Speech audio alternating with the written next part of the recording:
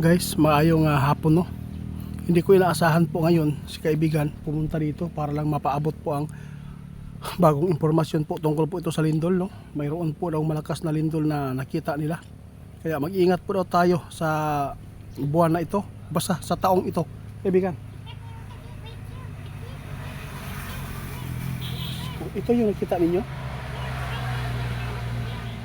Kumusta po yung putla? Wala niya po yung pagkausap? Guys, walang pagbabago. Emergency ang pagpaabot ng ating kaibigan ngayon. Mayroon pong nakita ang ating mga kaibigan doon sa kanilang kaharian. Mayroon po daw malakas na lindol ang ating po. Abangan na lang po natin guys kung ano man po ang mangyayari dito sa mundo. Alam po natin na lahat po ng mga nangyayari ay ito ay nakasulat na sa Biblia, di ba?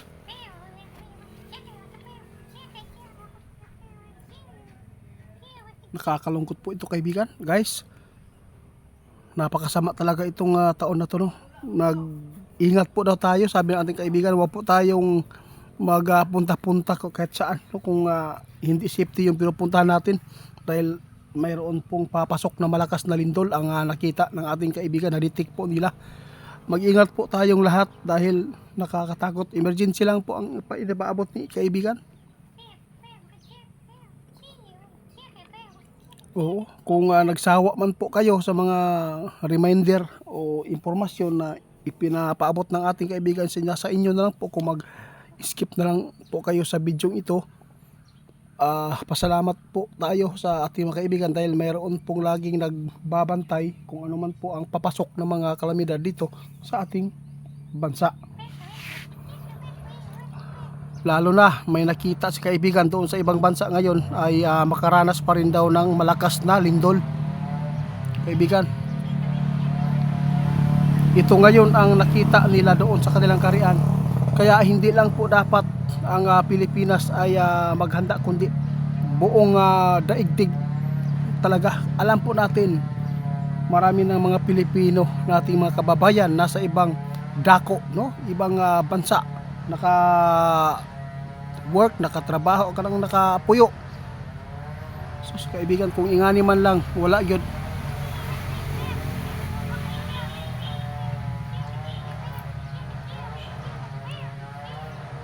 Ito po ang impormasyon no, na kuha ni Linyo doon sa kanila. Kaya ipinapaabot po nila agad para yung mga Pilipino nating mga kababayan mag-ingat, at lalo na ang lugar dito sa Pilipinas na nakatikim na ng malakas na lindol. Kailangan natin na maghanda. Huwag po tayo magpupunta kung hindi safety po yung mga pinupuntahan natin. Mag-ingat po tayo sa mga malalaking building po talaga, dahil po isa po dito ang makapagbigay ng trauma sa tao no. Oo. Kung nais po talaga natin na hindi tayo magpanik o matrauma, doon lang tayo sa bahay. Kung may mga trabaho tayo sa mga building, kung mayroon pong nagpaabot na mga P-bulks na maghanda, kailangan natin maghanda. Sana po magustuhan pa ninyo itong ipinapaabot ng ating kaibigan, kasi binabantayan po nila ang panahon natin. Kung hindi ba masama sa tao. Salamat. Lalo na ngayon guys, nag-alala si kaibigan na marami pang mga kababalaghan na mangyayari po sa mundong ito.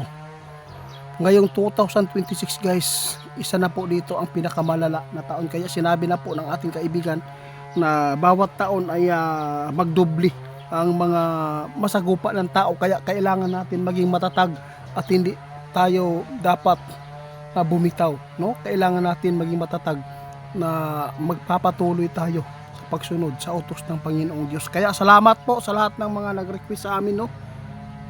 Salamat. Oo, salamat daw sabi ng ating kaibigan. Kaya tandaan po ninyo itong mga kalamidad guys Umpisa na nga, Enero pa lang nakasagupa na ang ibang lugar ng malalakas po na ulan, baha. Kaya mag-ingat po tayo, lalo na ang lindol ay nakita ng ating kaibigan na magkakaroon talaga tayo ng malakas na lindol po dito sa ating bansa. Hindi lang po dito sa ating bansa, pati sa ibang bansa. Kaya ipinapaabutan natin po ang mga Pilipino po, ating mga kababayan po doon, no, kailangan mag-ingat. Japan, mag-ingat po kayo ha. Ang China, marami din po tayong mga kababayan dyan. Lalo na, sabi ng ating kaibigan, isa na po dito ang Mati, Davao Oriental, no? Doon sa Surigao del Sur, mag-ingat po kayo dahil isa po kayo dito sa delikado. At lagi naman po natin napaabutan yung Cebu, no, na ito ay number 1 din po sa yung lindol. Kapag may malakas, yung sinkhole talaga ang kinakatakutan po natin. O mayroon pong mahihigop daw, kaya mag-ingat na lang po tayo.